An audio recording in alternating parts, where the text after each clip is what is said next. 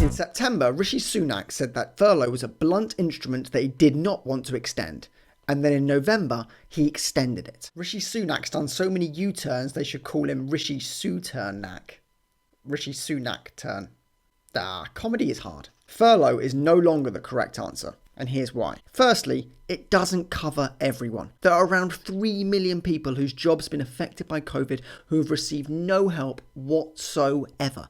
Furlough covers the problem in the same way that a bikini covers your modesty. Secondly, under furlough, people on the minimum wage earn 80% of the minimum wage. I think the government are using the same dictionary as Trump. And thirdly, furlough is simply delaying the disappearance of unviable jobs. Sadly, due to how much COVID has changed the world, some of the jobs on furlough won't exist when the pandemic is over. It's better to move on now rather than delay the inevitable. It's like if you break up with an ex, you can't move on from them if you meet up with them once a month to have sex. It is estimated that 1 million jobs supported by the current furlough scheme are unlikely to survive in the long term. Keeping people attached to those jobs is restricting their ability to do something else. Furlough was designed to pause the economy until the pandemic was over.